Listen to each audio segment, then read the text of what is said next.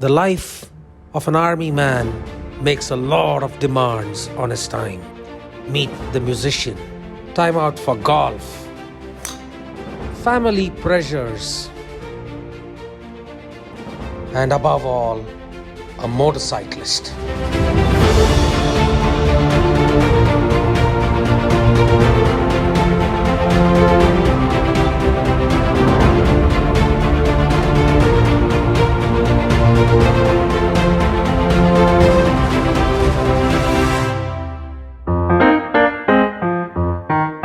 Hi guys, welcome to another episode of Trippin' with Shanks. Today we are going to be seeing one of those rare combinations, a soldier motorcyclist, and we are going to be talking to Colonel Ganguly today, who rides a Royal Enfield Thunderbird 500. Ganguly and me really go back a really long time, when he was a young second lieutenant and I used to be a young engineer out of the engineering colleges, and both of us used to ride around on the Road Kings. A really long time back again. So I see, Ganguly Saab, you have now upgraded to a Thunderbird 500. Oh, of course. So tell me. Those were the days, buddy. Yeah, but tell me, what is your first motorcycle that you ever rode? Okay, if you remember, way back I used to work for a courier agency.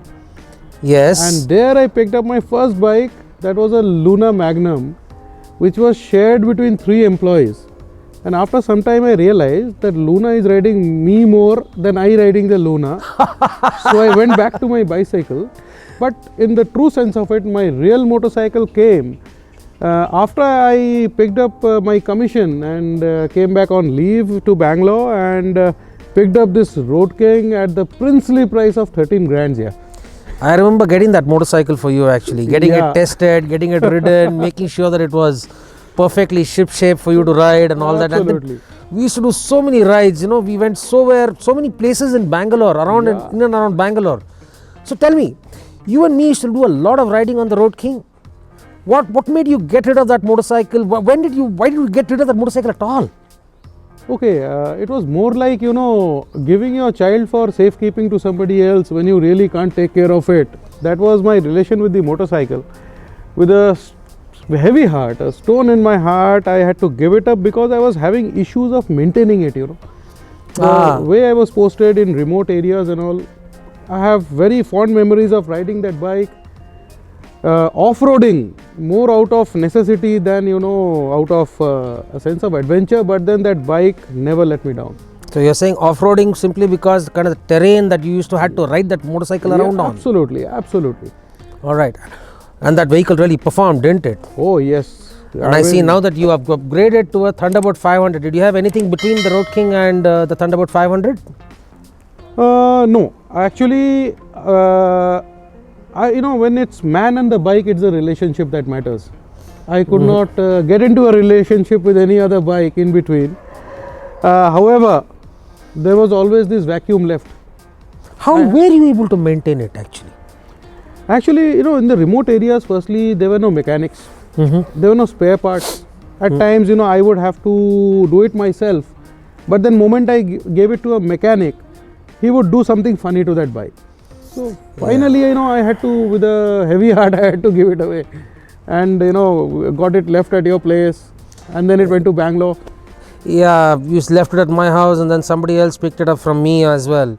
So when you say basic repairs, I remember your motorcycle had the contact breaker points. It didn't have the CDI, correct?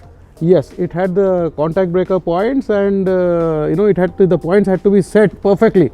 And the purists used to actually swear by the contact breaker points on the Road King at that time. Oh yes, and when the points were set right, there was no stopping that bike. It was beautiful. It was the best part of my motorcycling days that I've spent on that bike. Nice. So tell me, on the Thunderbird 500, obviously this being the ultimate touring machine from Royal Enfield when you picked it up, you must have done a lot of tours on it, right? Oh yes, very much. So can you tell me about any 3 road trips that you actually did on this motorcycle? Yeah, particularly if you ask me, 3 of my best road trips that I've done on this bike is firstly, my rides into Jharkhand. Lovely rides there, beautiful. The place is natural woods. The roads are very well done up there. The turf is fantastic. Even the interior roads are good. And then there were a lot of places to go. In Jharkhand? In Jharkhand. You know, in and around Ranchi, there are waterfalls. There is Jona Falls, Hundru Falls, there's the Patratu Valley, there is Rajrappa. The rides were simply superb. I had another person on Trippin with Shanks some time back, a guy called Chirag Gandhi actually, who was talking to me about his ride into Chhattisgarh and Jharkhand. And he was also talking to me about Patratu and Chitrakote and Exactly. the other waterfalls in that area. And he was saying that, you know, they are waterfalls to die for. You must go and take a look at them. You must. All You right. must. And it's I would say a biker's paradise. That sense of adventure is there. You're riding into forests, virgin forests, where no biker may have ever gone before. But there are roads, so which means Yes, somebody has been traversing those routes, right? So only cars go, you're saying, or is it dangerous territory? What I'm asking is it dangerous? Is it no, wild no. animals or what? What are the forests about? It's not really dangerous in that fashion, as you would say. However, organized biking in Jharkhand and in Chhattisgarh have started very recently. Okay. So it is still, you will not find too many biker gangs, you know, moving on those roads and, you know, as bikers, I would say. okay. Okay, so. Were you riding solo or were you riding with the group? Oh, I was riding with my group. We had a lovely group there in and around Ranchi. Yeah, and Shanks, you know, my second most memorable ride would be the Himalayas. Now, there have been a lot of places at a lot of times, you know, the Leh Ladakh region and otherwise also. However, due to, you know, certain confidentiality reasons or whatever you say, I will not be naming all the places, but yes, the Himalayas. Suffice to say that it's not the standard Khardungla, Spiti, Lahore, Kaza. Yeah, there too. But Okay. some of those too actually. Ah. But yes, the Himalayas will always keep calling me as far as my rides are concerned. Very nice. By the way, you were also posted somewhere around the northeast, right, for some time? Yeah, northeast I was, you know, here I would like to mention the area of, you know, Arunachal Pradesh, Tawang. Tawang. Tawang gaye na bhai? Are, that is a beautiful place, Shankar. Please tell me about Tawang, It's yaar. the place to go, and I believe the roads have improved many folds since I have last seen that area. Tawang, you know, with the beautiful rolling hills, with their perennial forests. Forests are there are so thick and so much undiscovered that people are still delivering new species in those jungles. Okay, You're still discovering new species. absolutely. Are talking flora or talking Even birds and animals. Okay, so you know that is the beauty of that place, of the rolling hills, the आज streams, Jurassic park याद आ रहा है मेरे को यार. you know, and you know there are a lot of streams there, okay, with clean water, and as you go ahead, the elegant snow-clad mountains. You know, when the sunrise is there, it's got these golden peaks, and you know you're riding into it. Just imagine yourself. I'm just thinking about it right now. You're going through the high altitude passes with those high altitude lakes. You go in the winter, you find it frozen, and then you go down again and then climb up another mountain range. That part of the Himalayas, I would say it's still very much undiscovered by a lot of tourists, and even biking for that matter is something that is yet to take off in that area. So you will be getting into some virgin territory. But what I can assure you is unfathomable beauty. That is what awaits you there. The beautiful people. The food there is amazing, Shankar. I cannot begin to explain how beautiful the Tibetan food is out there. Okay. You being a foodie, it must have been paradise for you anyway. Absolutely. You know, you are on your ride, you're cold, just walk into a Tibetan restaurant, a bowl of thukpa, you're charged to go again in 15 minutes. Okay, and and the rides are beautiful. Anything to write home about from the south of India at least? Because I heard right now from you about your Jharkhand, I've talked about northeast. Anything south of India, anything about the Himalayas? I love my rides now that we are from Bangalore, so obviously you know, Karnataka holds a very special place in the heart. North Karnataka, Shankar, from Mangalore to North Goa, all the way. It's a beautiful journey on the bike. That would be the Western Ghats actually. Yes.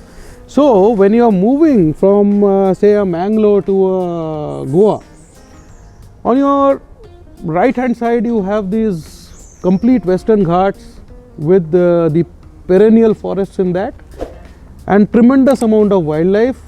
So if you are adventurous, you might even venture into those. On the left hand side, it is the sea. And at times you are keeping both under the same vision and you are riding in between. So, Ganguly Saab, just tell me something. I am just thinking over this. Demanding job. You play golf. You have a family and you have children at the right age where they need the right amount of attention on their studies and all that. You have a family accommodation, which means your wife is staying with you. You have a demanding job. I mean, how do you actually manage to put everything together just to motorcycle? Well, Shanks, you know, the art of managing your time, it is something that one learns. This must have come from the army, right? Yeah. It's come from the army, and it's a beautiful thing that the army has taught me. And also, being in field areas most of the time, without your family, gives you a certain amount of opportunity, to take off on your bike or, go to a place. However, when the family is around you, then it gets, I do agree, it gets a little bit of restricted, but it's all about management of time. So today if I take a ride, tomorrow I got to take them for a picnic and keep them happy too, Nice. Again, one more question. The style of riding of the Road King, me being a Road King aficionado, the style of riding the Road King is very, very different from the style of riding the Thunderbird 500. Absolutely. So why would you choose the Thunderbird 500? I'm sure you had a good reason for doing it. Like I said earlier, it is about the relationship with the bike. Mm-hmm. One thing, my Thunderbird had something unique to itself, or any Thunderbird for that matter, was the posture. You would ride long distances, your back is straight, and you will not feel that fatigued on a Thunderbird when compared to other bikes during those times. Yeah, you picked up the Thunderbird around about 3 years back, right? Yeah, the Thunderbird 3 years back. So my main focus were two things actually, was the posture and the service of the bike. I mean, I should not end up with a bike where why repeat the same problems that you had at the Road King? I have to go to the remote areas. There's no doubt about it. So I need service there too, and I needed my back straight while I'm riding. Thunderbird was the right bike for me. Long distance touring. Yeah, and of course I thought I will, after Java, the only brand probably I could entrust my, relationship with was the Royal Enfield. So it was a natural choice. And if you have got the posture and if you have got the service centers that you required for your motorcycles, are there any other embellishments that you would have liked on the Thunderbird? For example, I see that you've got your windbreaker right in front over there. Yeah. And what else would you like to have on the motorcycle? Now you'll laugh at me. Okay. I would like a contraption on my bike which can hold my golf set and my guitar and carry on for long distances with both. Nice. So you want to take the golf course, you want to take the motorcycle into the golf course now? Why not? Maybe while riding, we go to a beach like, a virgin beach somewhere, and I practice my sandwich as well. Brilliant. So guys, that was the story of a fearless soldier and a guy who has served the Indian nation for a long, long time now. We've been friends for close to about 25 years plus. Oh yeah. And we have ridden together on various motorcycles, be it the Road King or whether it has been a Royal Enfield. I have ridden with him on the Interceptor while he's been riding on the Thunderbird 500. And that was the story of a fearless army colonel today, whom I have known since his second lieutenant days. If you like the story about Colonel Ganguly and his motorcycle, I suggest you hit the like button, share and subscribe to the videos from Happiness Per KM. Press the bell icon to be notified of all videos and join my group Trippin' with Shanks. The link is given in the description below. Join in, man. At the end of the day, all of us like to trip out. We like to meet people. We like to know where people are. And the community is all that really keeps us together right now. Happy tripping, guys.